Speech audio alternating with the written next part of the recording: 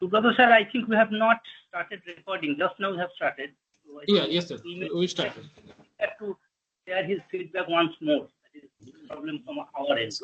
So Dr. Bhattacharya, please, it is kind request to you. Can you please repeat your feedback once again? Okay. So, first of all, I like to thank the organizing committee for arranging such a nice session for us. And I know it was very difficult to bring so many stalwart persons under the common platform. So we are lucky to have them. I am enjoying each and every session so far, and I am looking forward for more such sessions in the remaining periods. Thank you all. Have a great day. Thank you, Dr. Bhattacharya. Have any suggestion for further, like I think you have the schedule with you. Any other suggestion that we can incorporate in next few days time, or it's okay? Sir, it's already a nice blending of industry and academia. So far it was different things and it was nicely arranged. I don't have any personal suggestion to improve it. Okay, it's a very I'm enjoying it. Nice one. Thank you. Thank you, sir. Can you give some feedback? We are taking some feedback.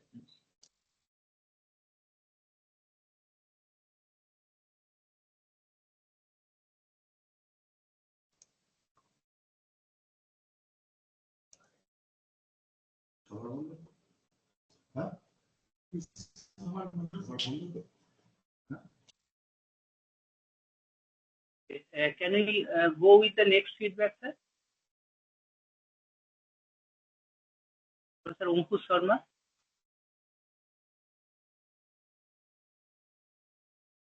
You are not audible. Unmute. Professor Sharma, you need to unmute yourself, and it will be great if you just mention your institution name. We know, but then for other attendees that they will come to know about you.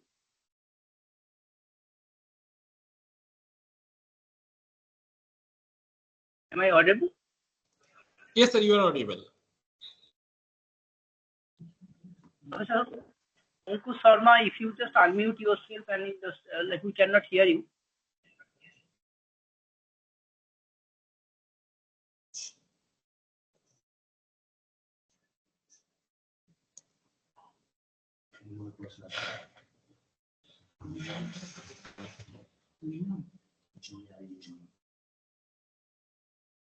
Professor Ankush Sharma, if you please unmute yourself and share your feedback.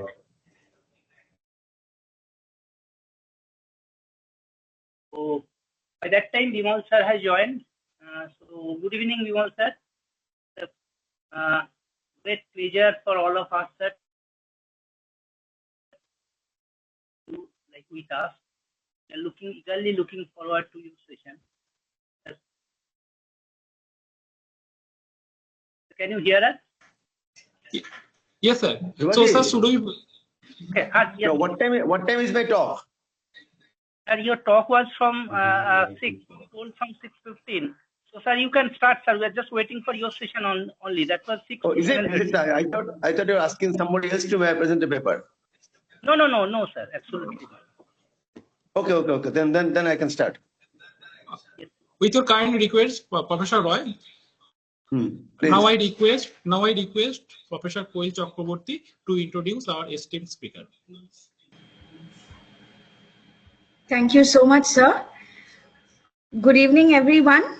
It gives me immense pleasure to welcome you all to the session 5 of the 6-day FDP AI and the startup ecosystem opportunities and challenges.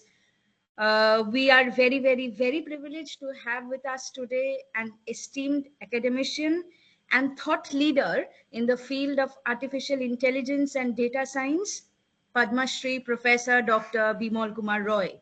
Sir will be delivering an enlightening session on AI and the startup ecosystem opportunities and challenges as part of our faculty development program on the same theme. Professor Roy needs no introduction, but it is only fitting to highlight his remarkable contributions. Sir is a distinguished statistician and a visionary in computational sciences with decades of experience in academia and research. Professor Roy has served as the director of the Indian Statistical Institute, which is one of the premier institutions in the world for advanced research and training in statistics and related fields. Throughout his illustrious career, Professor Roy has been instrumental in bridging theoretical concepts with practical applications, particularly in the fields of cryptography, machine learning, and data-driven innovations. His insights into AI and its transformative potential have been a guiding light for researchers and entrepreneurs alike. Describing Sir's profile in brief, Professor Bimal Kumar Roy Sir is a professor at Indian Statistical Institute, which is an internationally acclaimed statistician and cryptologist himself. In 2015, Sir was awarded the Padma Shri, which is India's fourth highest civilian honor, recognizing his accomplishments and contribution to education. Professor Roy was a chairman of National Statistical Commission India until 2022. Professor Roy is a former head of R.C. Bose Center for Cryptology and Security and the former director of Indian Statistical Institute, Kolkata, from 2010 to 2015. Sir is also the founder and secretary of Cryptology Research Society of India since its inception in 2001. Professor Roy has international academic liaison and international research collaborations with many reputed universities in the world. In addition to Padma Shri Award from the Government of India in 2015, Sir also received Teachers Award from Indian National Science Academy in 2014. Sir also received the Reliance Platinum Jubilee Award from National Academy of Science India in 2007. IBM Faculty Award for Research, Teaching and Initiative in Cryptology in the same year as well. Sir is Fellow of Indian Society for Probability and Statistics since 2014 and National Academy of Sciences since 2010. Sir did his BStat and MStat both from ISI Kolkata and PhD in Combinatorics from University of Waterloo, Canada. His simplicity has always been an inspiration for all of us. In today's session, Professor Roy will shed light on the intersection of AI and the startup ecosystem. He will explore the immense opportunities AI brings to startups, empowering them with innovation and efficiency, while also discussing the challenges they must navigate in adopting as well as scaling AI-driven solutions. With his deep understanding of both academia and the real-world startup environment, Professor Roy will provide us with invaluable perspectives that will surely enrich our knowledge and inspire new ideas. Without a further ado, please join me in extending a warm welcome to Professor Dr. Bimal Kumar Roy as he takes up the forum to share his insights on this fascinating topic. Over to you, sir. Okay, thanks very much, Koel. So your introduction may be longer than my speech. So this is no way, sir. Yeah, it was our pleasure to host you here at Supreme Knowledge Foundation. Okay. Yeah, I've been there physically. In fact, I normally prefer face-to-face speaking. This is unless I see the face of my the audience, it's very difficult to speak. But anyway, so it can't we can't help it. And first I didn't realize that this is an online presentation. But anyway, I agreed, and I always forget things. In fact, today I'm already in IIT Bhilai, just reached half an hour back to deliver a talk for tomorrow morning. So this is the kind of, I always mess up things with my old age. So I told Dhruvashi that I may not be ready by 6 p.m. because my flight would come, then it's an hour and 15 minutes drive from Raipur airport to IIT Bhilai, after checking the guest house. So, but anyways, it's all in good time. So I reached here at 5:45 in my guest house room, and I'm now ready after a cup of tea. Okay, now the topic is, I would say, I'm also very uneasy about this topic. But anyway, so I'll start with a few episodes and try to probably focus on certain issues that I have faced in this domain. So I'll first start with referring to a talk by Professor Adi Shamir from Israel. He is regarded as one of the fathers of cryptology, but this talk was a bridging between cryptography and AI. So what he did, I think he gave a talk in Jaipur in 2021 or 22, so 21 maybe. So he was taking the AI algorithm of Tesla. You know, the Tesla is the driverless car. So they run by AI algorithms, AI technology. So he picked up one algorithm from Tesla, so which basically identifies the traffic symbols. So if you see a traffic symbol written stop, so for Tesla's algorithm, there is a camera there, so it will read this symbol stop as an image. So it doesn't have any brain to understand it's written that you stop the car. So this is going to, the input is going to be the algorithm, an image with some pixel values. So once this is input to this algorithm of symbol identification, so this will do some processing, and finally this will lead to putting the brake automatically. So in this Tesla algorithm, input is that image. Image means an array of pixels, and the output is going to be a physical action. The brake is going to be active. Okay, this is how the Tesla's symbol identification works. It's kind of an AI on the images. Now, what he did, he showed us in real time. From that stop sign, he took one example, stop sign, and he started changing little bit of pixel values until visually it still looks stop. So you change a few some pixels, some pixel values. If it is a 239, we're making 237 or maybe 241. Somewhere the pixel is 67, he's making 64 or maybe 72, and changes. So visually, if I'm a manual driver, to me the stop sign doesn't change.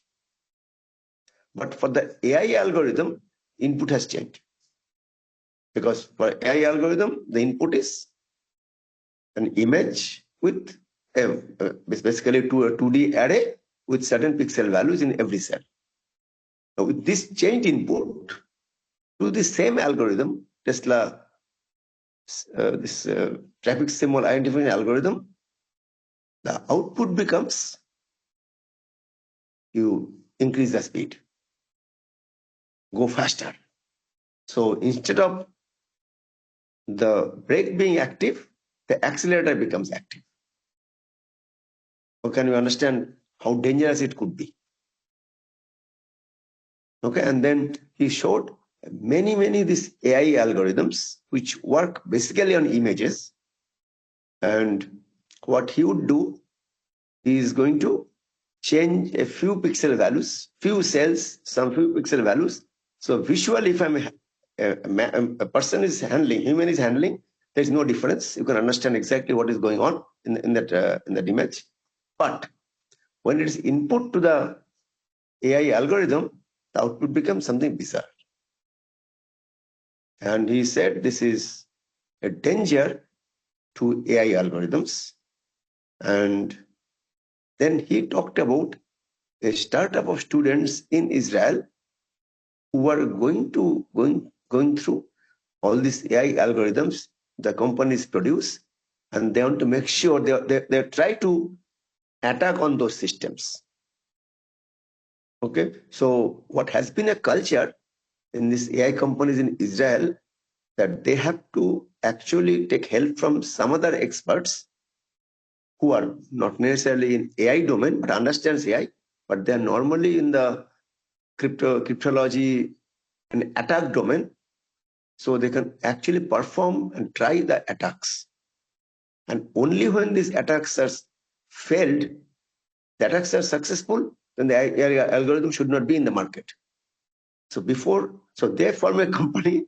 I was very amused to find out they form a company who are going to study the existing AI products, existing AI algorithms done by this one, and then they try to break it. And this is now it's a term called adversarial machine learning. So how can machine learning be compromised? Okay, and this startup, as per Shamir says, is doing very good, making a lot of money, because now every AI company is coming to them and telling that, okay, why don't you study our algorithms and see if you can make any adversarial attack? Okay, so this is a group of students started this startup and in Israel, and now they have clients all over the world now. All the prominent AI product companies or AI service company, they fall on them. In India, we don't have such things. So I would say this is a startup opportunity, that if somebody can, or some group of students can pick up some AI algorithms and see if this they could be attacked, in the sense that you are not going to change the input visually. That's very important. So to human, things remain same, but to the AI algorithm, the input changes in such a way that the output becomes very bizarre. Now, I think this could be possibly a big business opportunity for students if they can get into. But this learn many stuff. But this I found, and I thought this could be a possible startup opportunity. What I call adversarial machine learning. But I think this will get popular day by day. In India, nobody started it. But once you start it, I'm pretty sure this is going to be, like when you make a house, you also make a lock to lock it, and then you pull the lock to see if the lock is properly locked or not. So you develop AI algorithms.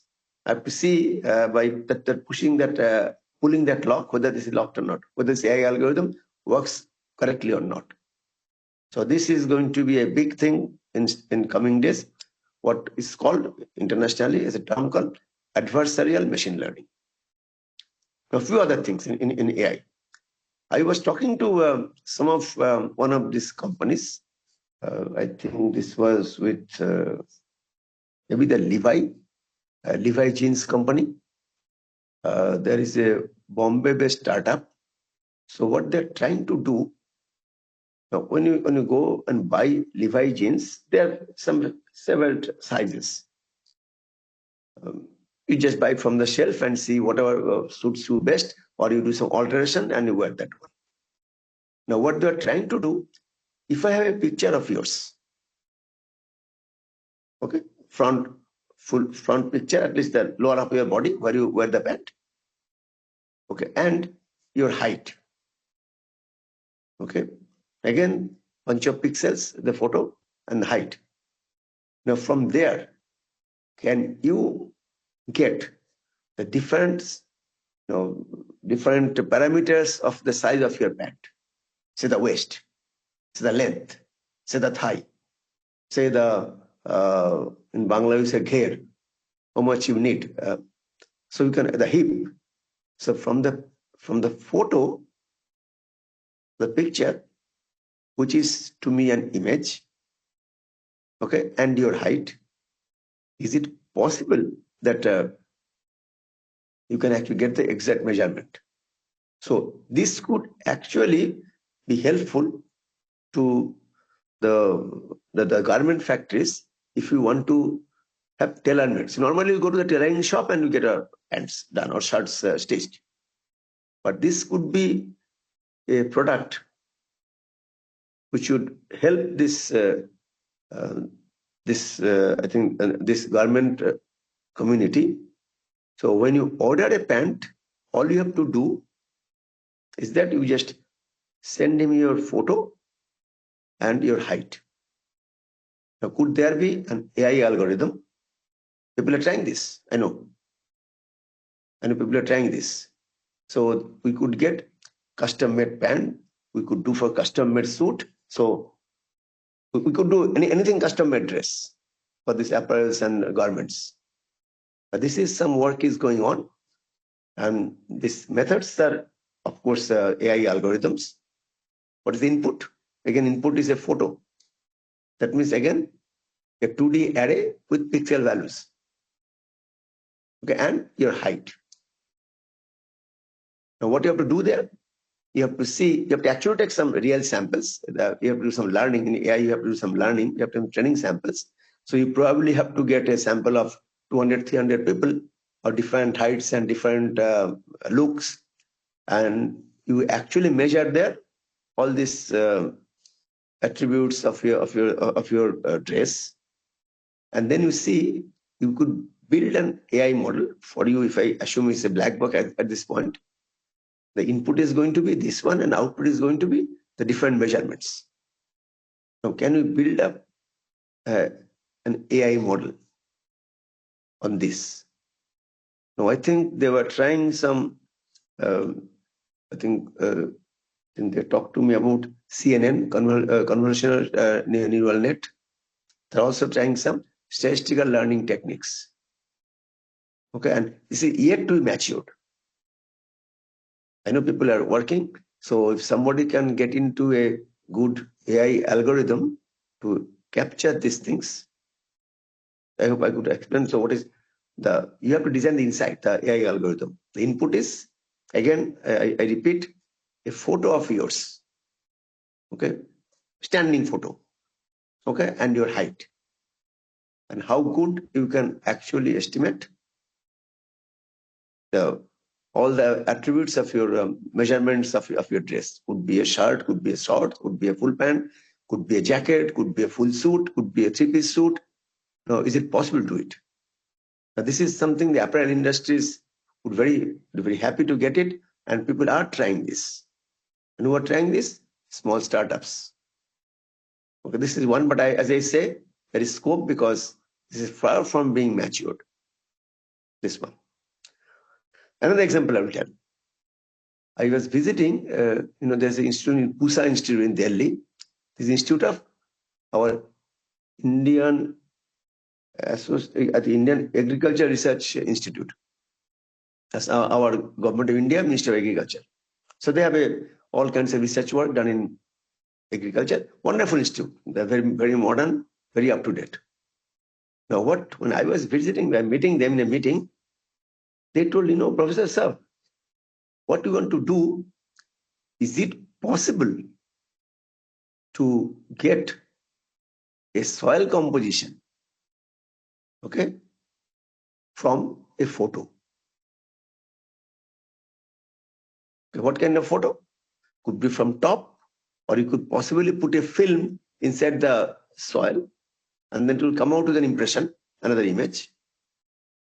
So one photo from the top and one photo of inside. So you just put in one plastic strip, strong one, and then this will be through the soil. And when you bring it out, you have some impression, there is a photo. Now, from these two photos, can we find out what is the soil composition? Now, if I could, normally what they do these days, they take the soil. Suppose they're thinking of doing some production of, say, pomegranates. So first they have to find out the kind of soil you need to grow pomegranates. And the standard practice is they will take a soil sample, several soil samples from the field, because not all the soil has the same uniform property, soil samples. And then they say to the lab, and the lab will do a complete chemical analysis, and they will try to find out the composition of this soil. Now, this is, number one, quite cumbersome and also quite costly. The labs charge a lot of money. And also cumbersome. Time taking, if you give this thing, sample, you get the report after 1 week. So they were thinking of, if it is possible to have an AI algorithm which would probably tell you about the soil composition from these two images. One image from the top and one image from the inside this soil. Take a, I think, plastic film, insert in the soil and bring it out. So you get another impression. From these two photos, it means just images. Again, as I say, it's a 2D of each cell have some pixel value. Can we estimate the compositions of this file? Again, what do we need to do? We need to do a lot of training samples. And for those training samples, we have to actually do the chemical decomposition. So now this is a lot of field work also involved before the AI algorithm developed. So you have to probably go, if you are in, say, Chandanagar, this area, you can go different places, take samples, and get the chemical analysis done, so you know the composition. At the same time, from these places, you take few photos, and if you can see, if you can have a model, try to train it with this data, this training data, for which you know the composition, and you know what was the input, those two images, 2 or maybe 3 or 4 images, doesn't matter. Now, if you could successfully do it, could you see this revolution? They could actually, no need of sending it to say, it will be so much helpful to the farmers. You can tell your land is suitable for this kind of crop. Don't try this crop in this land. So in agriculture, I could see there is a lot of scope of AI applications. It has started, but far from being matured. It's a lot of scope. And I know the Ministry of Agriculture is interested in such work. So this is another one I've seen, the Ministry of Agriculture. The other thing in which I'm actually involved, in fact, again, day after tomorrow, I have to run to Delhi to the Ministry of Statistics. You know, we give this GDP estimates every quarterly. Okay, see, and GDP growth, so percent and so on. So if I look at the historical data, is it possible to make a prediction, say 2 months ahead of time, 1 month ahead of time? If I could do it, that means if I could actually fit an AI model to all these parameters which contribute to GDP. Okay, so the April GDP estimate, if I could get some idea, say in February, do it, then the government could actually take some action to change the course of their planning and to improve the GDP. Because you do it every 3 months, because it involves a lot of data, a lot of things to be compiled and put into a statistical model, and you can estimate the GDP. Is it possible? This is what our Minister of Statistics is interested. Is far from being attempted by anyone. If we could actually understand what are the parameters which contribute to this GDP computation, okay, and that you can get in website, public websites everywhere. And if I could actually make a prediction ahead of time. So if the April one, the real one will come out, but if I could make a prediction a month before or a month and a half before, that's going to be a huge help to this, I would say, the government as such. So these are the kind of thing. This is going to be helpful. Also, you have seen this one is already done for the transportation. So when they do use some optimization algorithms when they do this routing, look at this trains. The train network is absolutely complicated. And you know what I get actually very bored. You are entering Howrah. In Howrah, there are actually how many platforms? 23 platforms. But when you try to enter Howrah, I inevitably wait at that, what I call Halua after Lilua, for 5, 10, 20 minutes, even 30 minutes. Because they cannot find an empty platform at that point of time. So what they do right now, when the train arrives, then they see what are the platforms available, and also they see if some trains have been allowed to start from the platform. Now, if it is going from platform number 3 to line number 4, it takes a diagonal approach. And then all the trains alongside the diagonal approach has to be stopped. So yeah, I'm pretty sure all of you must have experienced this one. Even in Shialda is less, but Howrah, this is very bad. Because their algorithm is as simple as that. Runtime, you look at the scenario, and then you find out which platform should be assigned to this guy. Now, could we actually develop an AI algorithm from the image itself? So we can have an image from the top level of the entire Howrah station, all these platforms together. Okay, and if I could get an optimized AI solution so that we don't have to wait. And that's something the rail would love to appreciate or maybe even purchase such solutions. You can get a solution. I would love to see something coming out, but it's far from being realized. I don't think anybody even this thought about such things.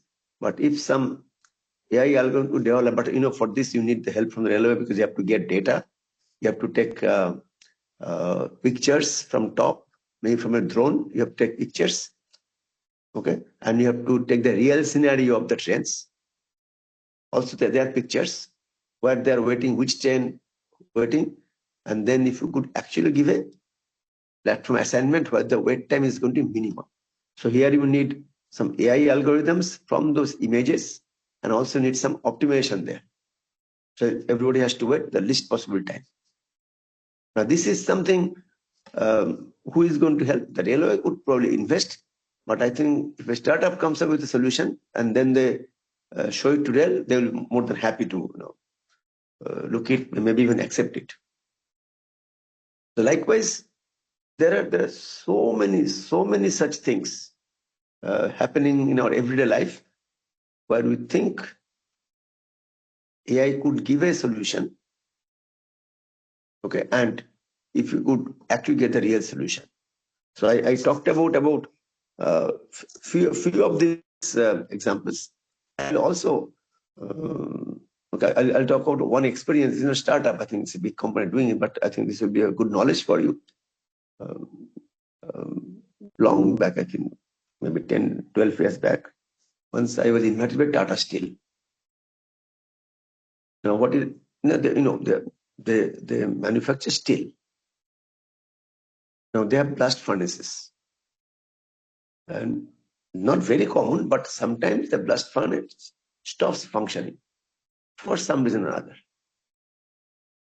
Okay, and then they have a set of outstanding engineers. So they will come, and they will try to see what is the problem, and they'll try to fix the problems. So the blast furnace starts, because an hour of blast furnace stopping is a loss in maybe in crores of rupees, because they go 24/7. So when I went there, the GM was showing me, he says, is it possible? What they call predictive maintenance. That means, can I say that if the production process goes like this, maybe in 2 hours time, there's a good chance that the blast furnace may stop functioning. If they could do it, then they can actually do a predictive maintenance and the production doesn't halt. Say, for example, one very common reason is that they blow the air. Okay, and the temperature and the speed of the air, also the content inside the air, all these particles in the air. So they highly affect this manufacturing process. A certain imbalance there would actually spoil this process and the blast furnace may stop. So what I try to understand there, that do you have a record of all these failures? Say last 5 years. They have. Not digitized, but they have all these files. So when some certain day, certain blast furnace, I think they have 5 blast furnaces in Jamshedpur. So this blast furnace was, became non-operative or stopped. And then the engineers give a report, handwritten report. And they might say the air speed was too low, or the air had this kind of content, particle content, or the ore itself would have some impurity, this kind of impurity. So they have recorded that when this started functioning, this is the problem they found out. Then they fix it and it starts. Okay, so I told, okay, maybe it's possible that if I continuously study all these parameters, I think when I understood they have some 36 parameters which actually controls this production process.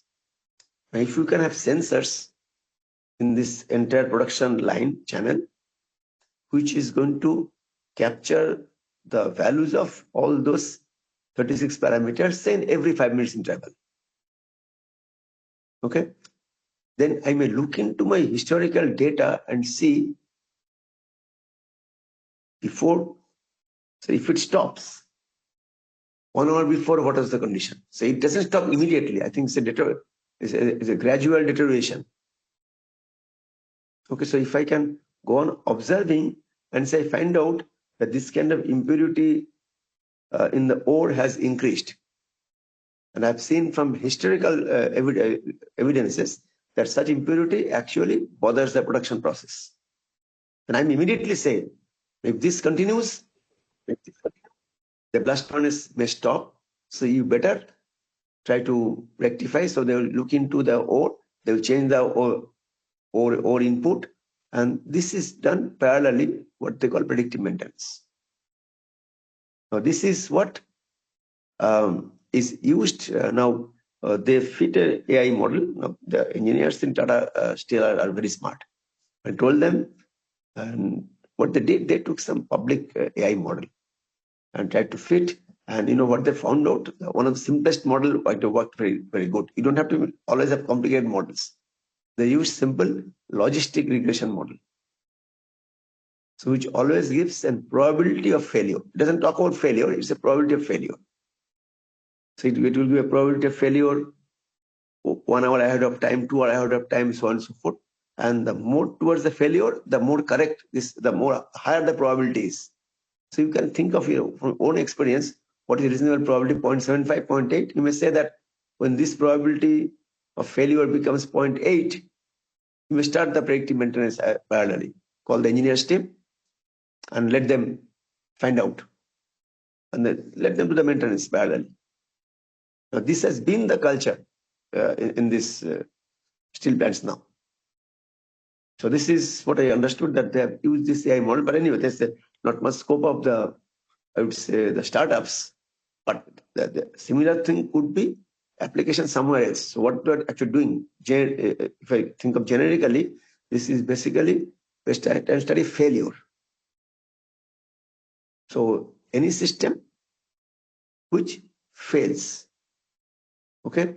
And if you have enough evidence of such failures, and if you know what are the factors which causes failure, and if I know the time series of the value of those factors leading to this failure, then I think we can fit a good AI model and see we can actually give a ahead of time prediction.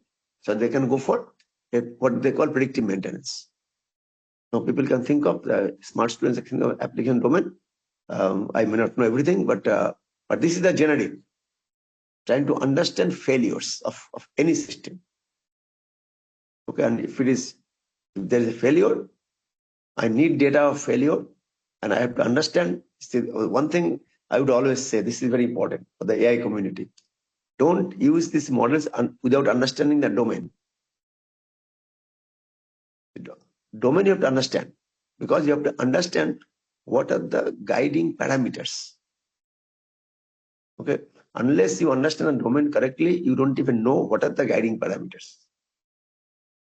So once you have the guiding parameters, okay, then you collect data, then you try to understand failures, and if you see if you can fit this into some AI model.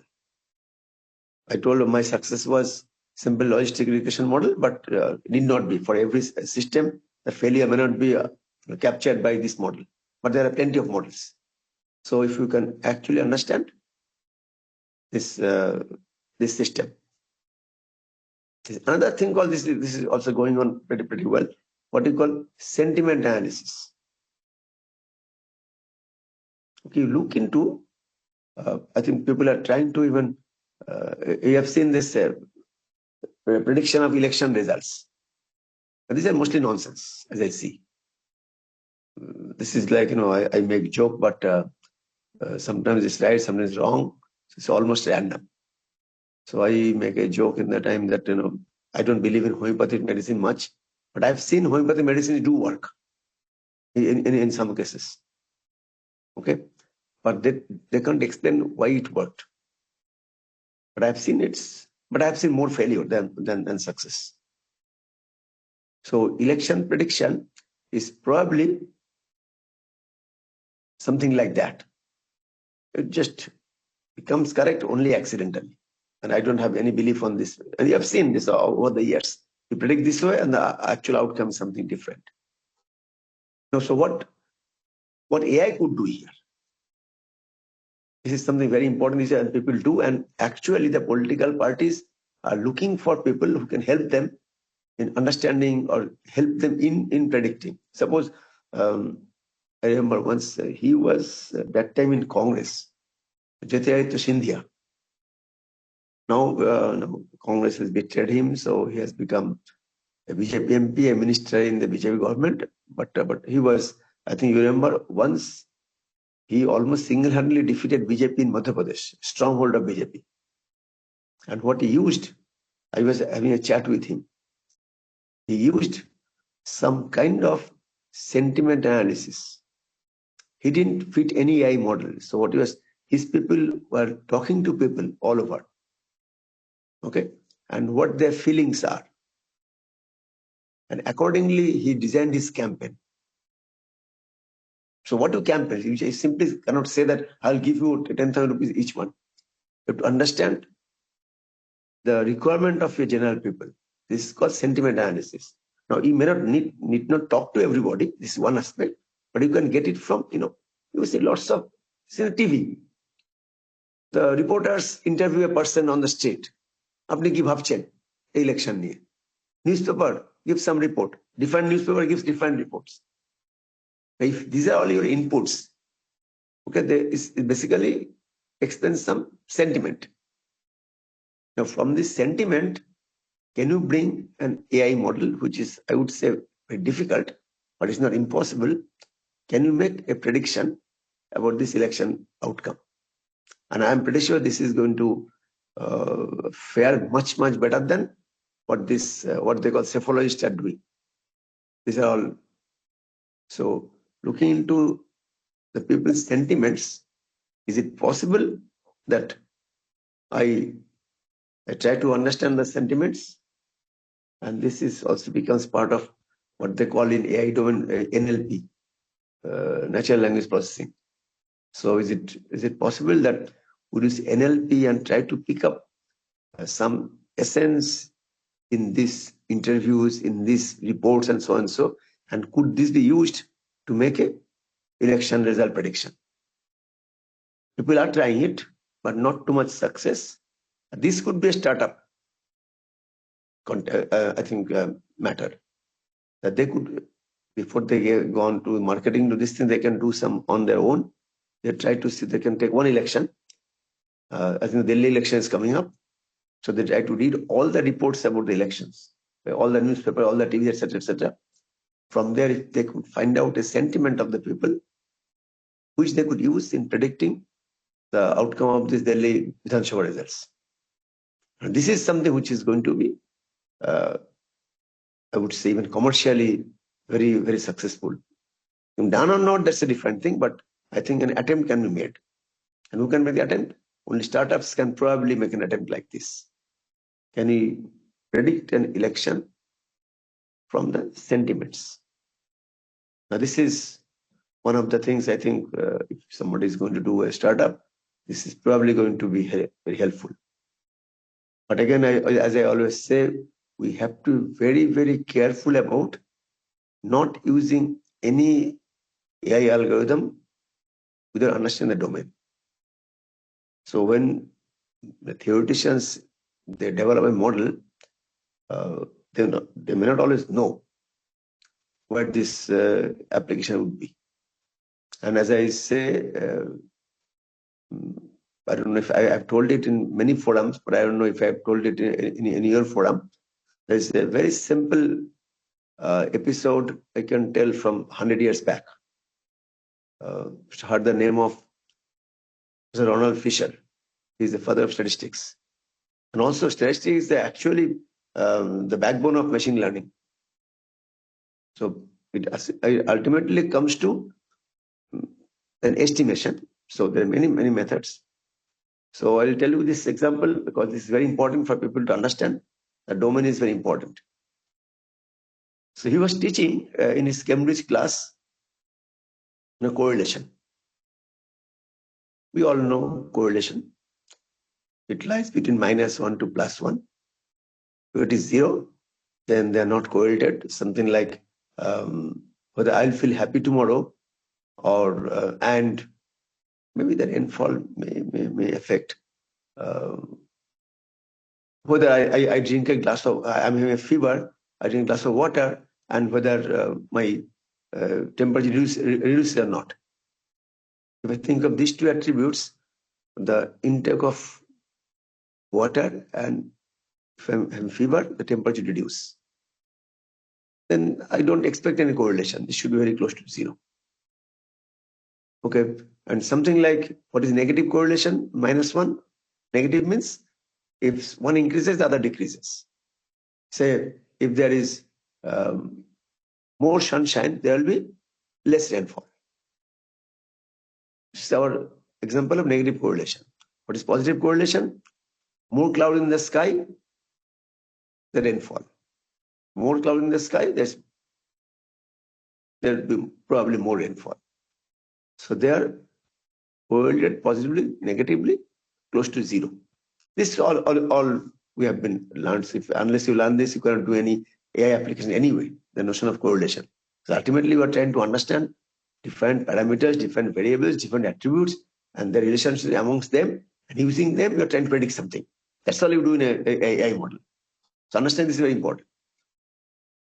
So, and the value is -1 and +1. He does mathematical proof. And then he tells, okay, you now get some data. So he says, that time there's no internet, but the UK government had quarterly bulletin of every ministry. He asked one group of students, so he divided class into 2 groups, I think the 30 students, 15.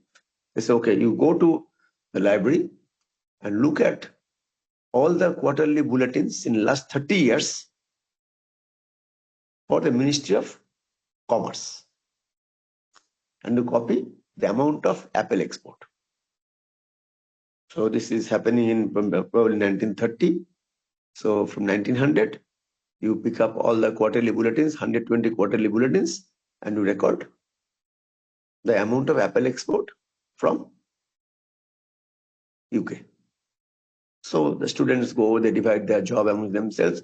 They look at the library, they look into all these bulletins, and then they get this data and come back in the next week class with all these 120 quarters.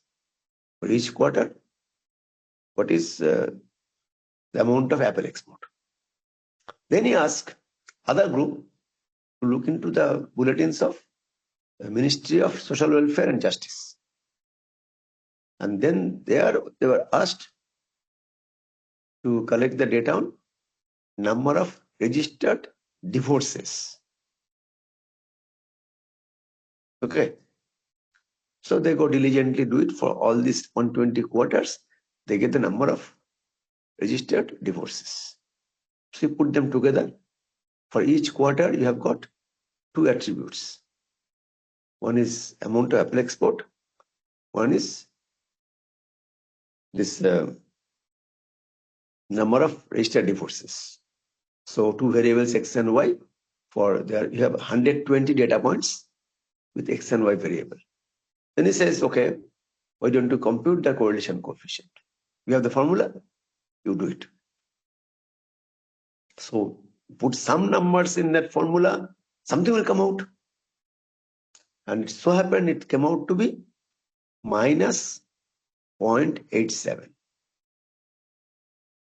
Now, what does this mean? This means that if you have to reduce divorces, you have to increase apple export. Nothing could be more funny than this.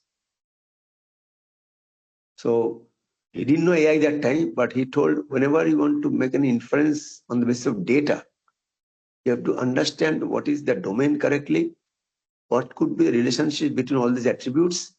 Without doing that, you simply don't collect data and do some analysis. So here you get all kinds of spurious inferences. If you do it, because AI is a model, put some input, you get some output. Okay, and if you don't understand these inputs, their behaviors, their interrelationship properly, the output may not make any sense. You will get some output, but the output may be a good fit also. You get a good model fit, but yet this might make absolutely no sense. So this is, I think, I take the clue from Fisher that before you try working on any AI model, before you collect the data, you have to clearly understand the domain, clearly understand what are the attributes, variables, etc., and how they behave amongst themselves. Okay, so, and only after that you try to fit an AI model. So the startups, which they want to do a startup here, they have to always understand the basic scenario, the domain of it, and also domain experts need the help, what to expect from such an input. Okay, that is going to help in your training the model, which is very important.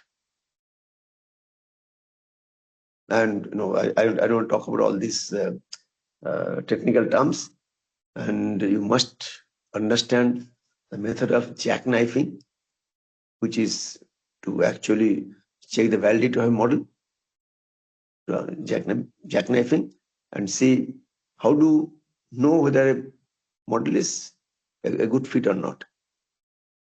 Okay, first, you understand the domain. If you don't understand domain correctly, if you don't understand the relationship between these attributes, don't attempt anything. That's my advice number 0, not even 1. Okay. After understanding this, okay, you have to see the model that you are using. Okay, does it converge? How many iterations it's taking? Can I comment on the number of iterations taken maximum? So it all depends on, see, Mr. X is having a startup, Mr. Y is having another startup. You are trying to solve the same problem. Now, who is going to purchase Y's solution compared to X? If you can convince that mine one is correct with higher probability, mine one takes less iterations to converge, and mine one will definitely converge. I can give a proof that under this kind of data, my model is always going to converge. You have to think of all these parameters of how to judge fitting an AI model. There are plenty of literature in it. So I think the people who are going to have a startup, you must understand what are the issues here. Okay, thereafter only you can think of applying your models. And I would probably end my talk with a funny story. It's a movie. If you didn't see, I always get scared with AI. I actually get scared, personally speaking. And the inspiration was a story by Satyajit Ray. It's made into a very short, I think 14 or 15 minutes Hindi movie. The name of the story of the movie is Onukul. And you must remember that this is written by Satyajit Ray long back, at least 50 years back, if not more. So I'll tell you the story and then conclude my talk. So a professor, which was played by Saurabh Shukla, outstanding actor in Bollywood. But the movie is only 15 or 16 minutes, not more than that. Saurabh Shukla has a driver, has a maid, has a cook in his house, and he gets irritated. Sometimes the cook doesn't come, sometimes the cook burns the food. the maid doesn't clean the room, doesn't make the bread properly. The driver sometimes absent, sometimes makes rash driving, sometimes very slow. He can reach the destination. So he was getting very pissed off with all these helping hands. And then one day he sees a hoarding on the street that there is a company who are manufacturing robots and renting robots. The robots would learn everything you want to teach them. So the robot can be taught cooking, a robot could be taught driving, a robot could be taught making beds, the robot could be taught cleaning, mopping, everything, whatever we want, the robot could be trained. So if you say that I want this to be done, so the agency will first train the robot in all those things, and then they rent out the robot on a monthly expense basis. And the robot on top of that has also a AI algorithm built in it. It learns by itself also. So in the movie, what is shown, the robot is actually, his name is Anukul, played by Parambrata Chattopadhyay. So he brings the robot back home. He was taught about cooking fish or cooking dal or mopping or cleaning the room, driving car, all these things. So he was very happy and he fired all his helping hands. Driver is fired, cook is fired, maid is fired, everybody is fired. He has only one Anukul. And then one day he yawns. After yawning, he tells Anukul, a cup coffee lao. So next time onwards, whenever he yawns, he makes a coffee and puts it to him. He has learned it. His AI algorithm built in also learns by itself. So he was learning also his behavior and serving him better. So all is going very well. He was very happy. So one day he comes home, the very sorrow face, and he says, Anukul, I can't afford you anymore. I have to give you back to the center. He says, why, master? He said, they have put another Anukul in my class and I lost my job. Okay, so this is something we have to be very careful, that we have to also human, we have to beat AI. AI is to help us, not to destroy us. So AI, when you talk of AI, work on AI, we must make sure that this is going to help us, is not going to destroy us. So this Anukul, what he did, he lost his job. If there's another Anukul there, the college or the university put in the classroom. And that was learning this professor's teaching notes and teaching style, everything. So he can actually reproduce the professor. So the professor doesn't, he's not needed by the university. He loses his job. So we have to find out as a human that whatever AI can do, we have to excel on top of that. Okay, I'll stop my talk with this. And any open questions, I can allow another 10-15 minutes for maybe 10 minutes for questions. So I have something here at 7:15. I told Subhashish that up to 7:50. Yes, sir. If we have any questions from the audience, please. If you have any question, then please raise your hand, or you can write in the chat box as well.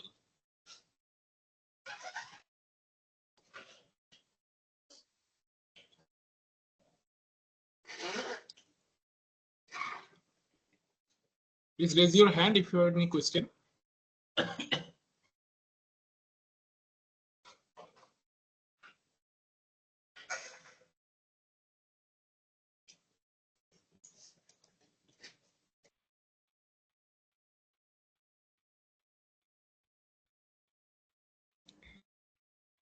Sir, this is Koel here.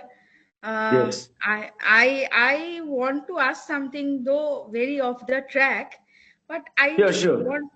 want to ask you that how do you, perceive so complex, theories in such a simple manner? As an academician, if you would help me, that how do you make things here so easy every time you tell us about something. If you could share it with us, please, that how do you This is do very that difficult.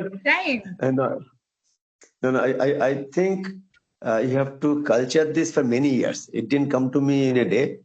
So Right, I think one thing is that what I have done over the years. So initially, you all are most of your faculty members. right, When I started my career, I used to make notes. Okay, and then produce the notes and explain the notes in the class. right. Then I realized that this doesn't quite help the student that much. They can get high scores, but they don't capture this concept all that well. So what I did, I started reducing my amount of notes. Instead, I have interactive sessions with them, Right. and I get input from the students. And it takes time, but students are mature. They also start thinking. They have to also start thinking. So if you force them to think, they start thinking. Okay, with the interaction, you understand their concern more. See, we are teaching, we know all these things, but students do not know. So they have their own perspective, own perception.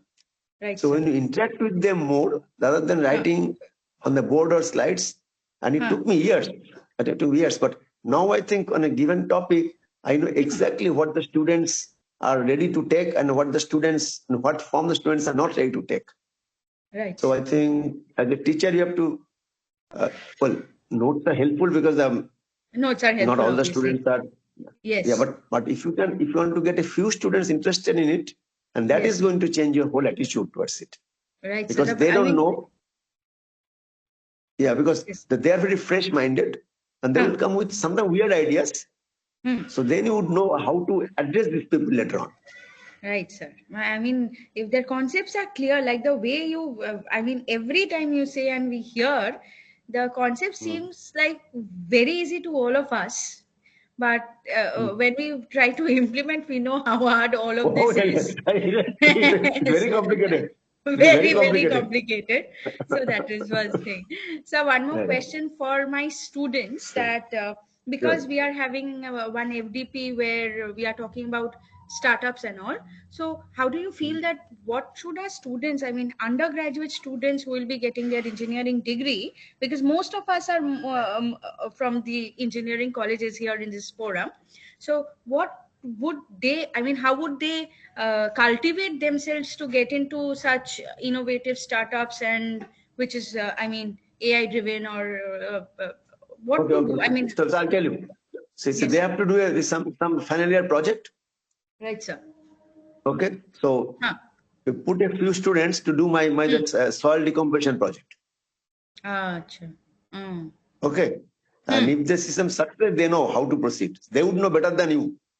But Right, put them into some real example project Real case. example. Let them collect data.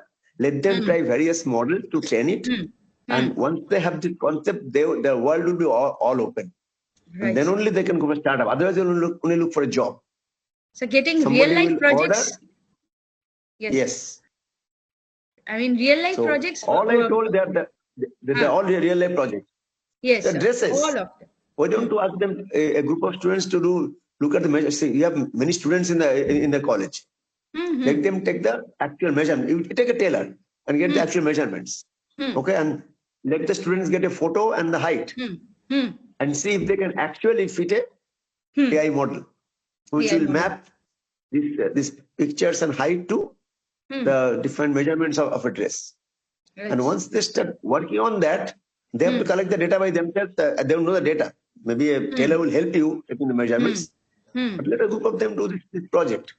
Right, sir. I think that is the only way you can motivate them to become entrepreneurs.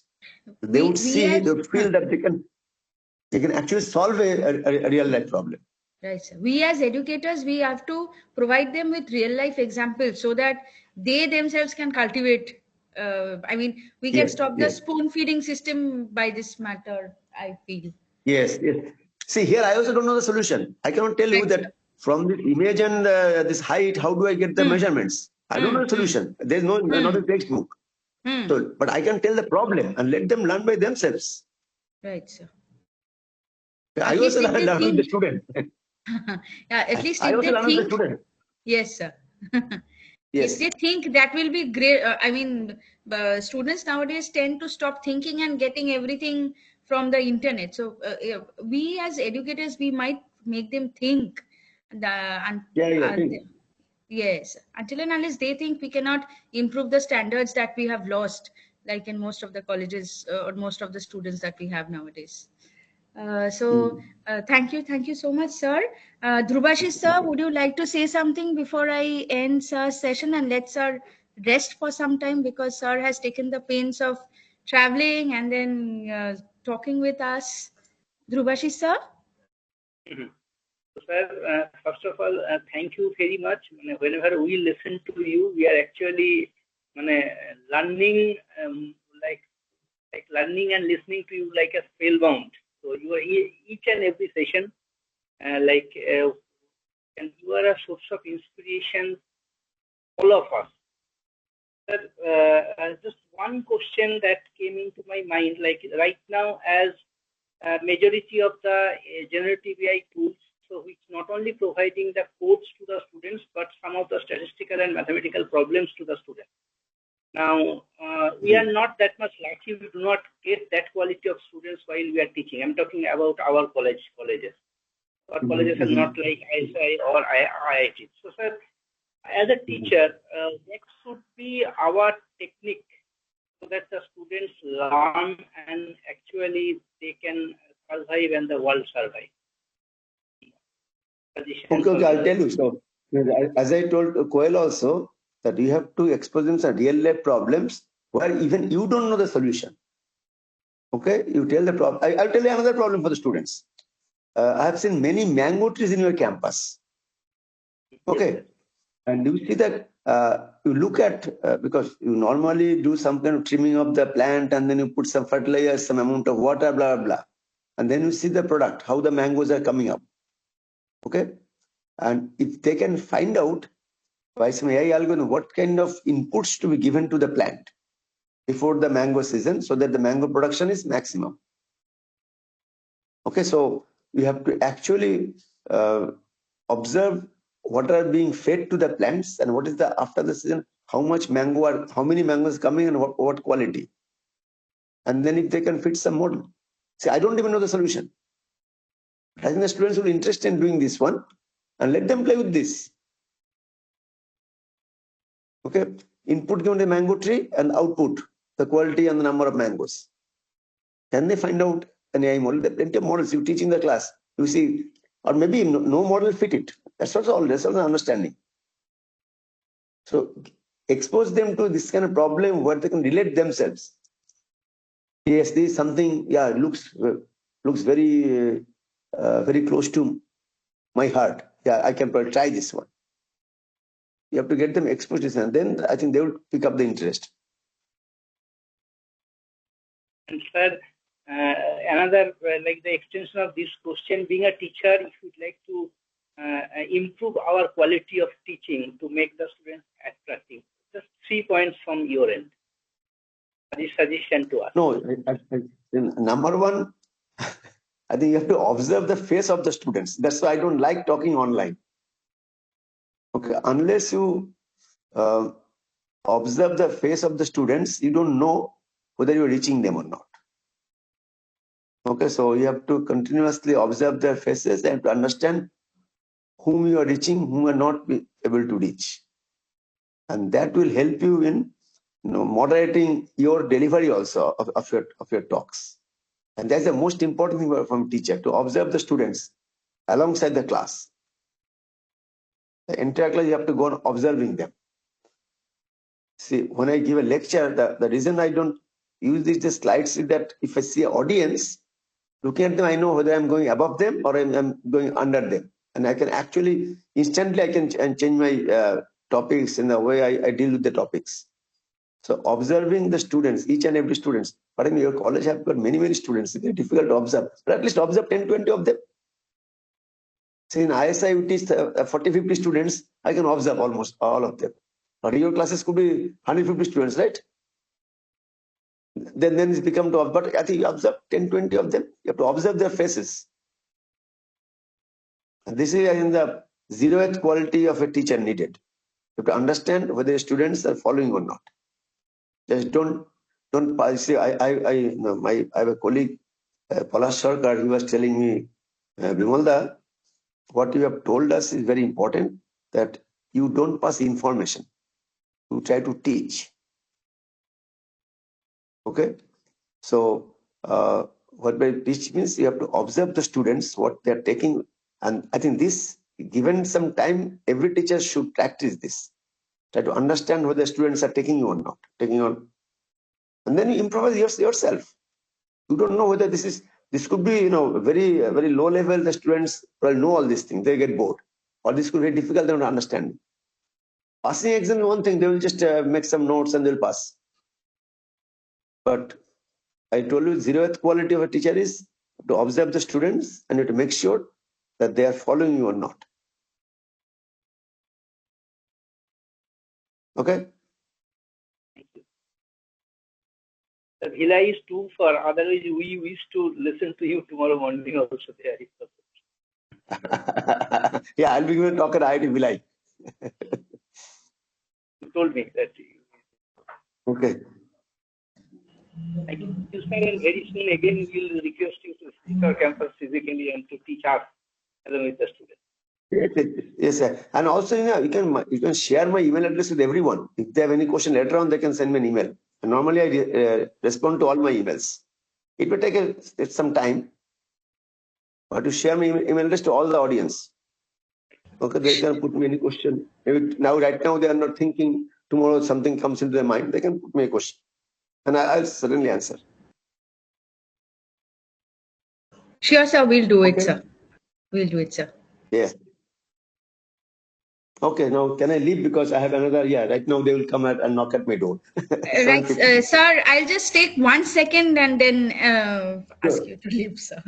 Okay, so for everyone, we come to the close of this insightful session which sir has delivered to us. We are extremely grateful to sir for taking out the time and effort for this wonderful session. Sir's passion for knowledge and commitment to foster learning is commendable always. And the most important part of what sir's session was, the most important takeaway was that sir's examples, how the analysis and forward thinking perspectives, I'm sure that all of us who are here in this forum, we must have got some idea or have chalked out a roadmap for how to leverage AI for innovation as well as growth. So thank you, sir, very much. Sorry for the pains that you've taken for us. And we hope to see you soon. I enjoy it. Okay, sir. And we hope to see you soon at the campus very soon, sir. Thank you so much, sir. Sure. Okay. Thank you, sir. Okay. Yeah, bye-bye. Okay, Yeah, sir. Bye, sir. Thank you, sir.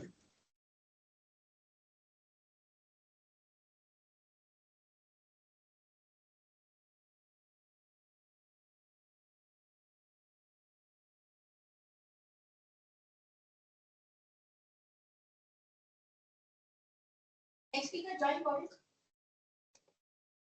Am I audible? Yes, sir. Okay. So our next session will start from 7:30. So meanwhile, you can take a tea break for 10 minutes. And if you want to share your experience with us, then please raise your hand. So it's our request to give some feedback to us so that we can improve ourselves. Any kind of suggestions you can share with us, that will be beneficial for us. It is our request to share your feedback. If you want to share your feedback, please raise your hand. Can take few feedbacks, and at the same time, just let us make it clear that we want you all to interact with the speakers. Initially, we have given all privilege to all the attendees, but the problem was there. You have seen that some of us are not that much careful.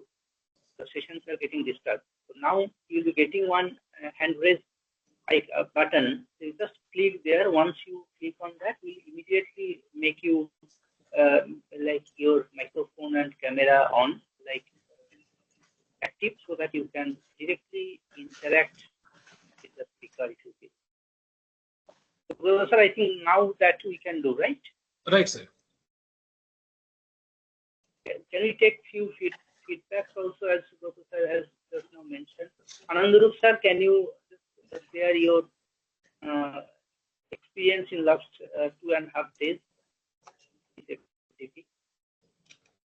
Okay, like Professor Prabhu has raised his hand, so okay. So just if you just unmute yourself and Yeah, he's unmuted. Sir, am I audible, sir? Yes, sir, you are audible.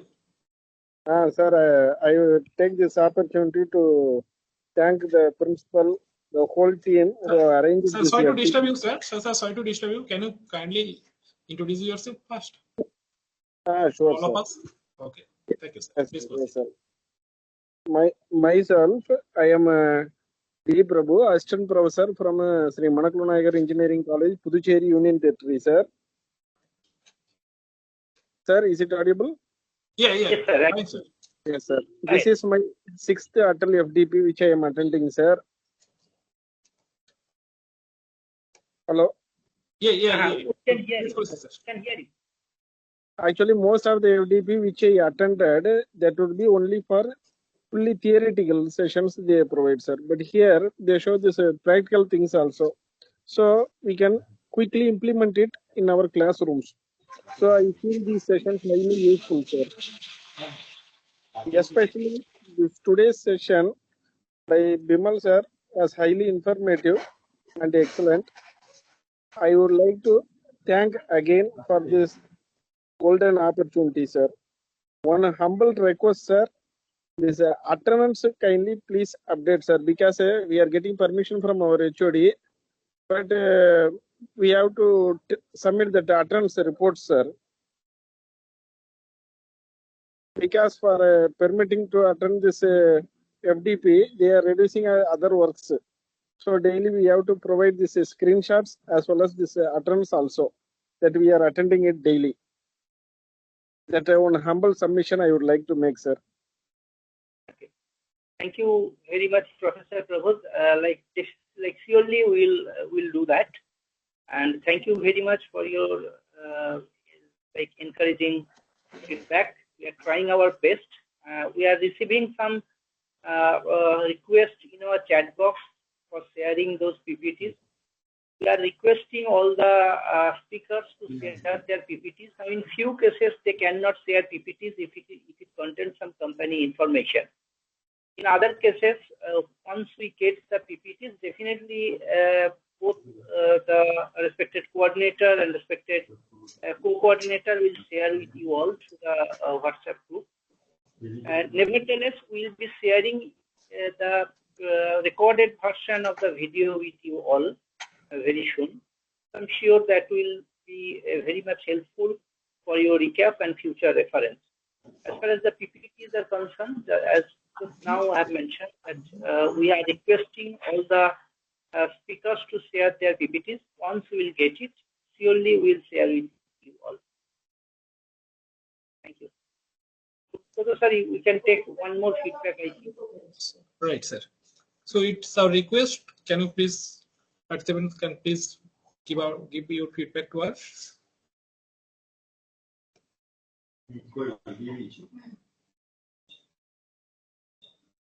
So please raise your hand kindly.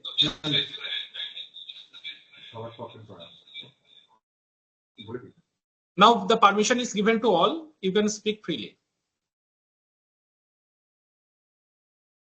Your participants, the permission is given to all. You can unmute yourself and you can give your feedback.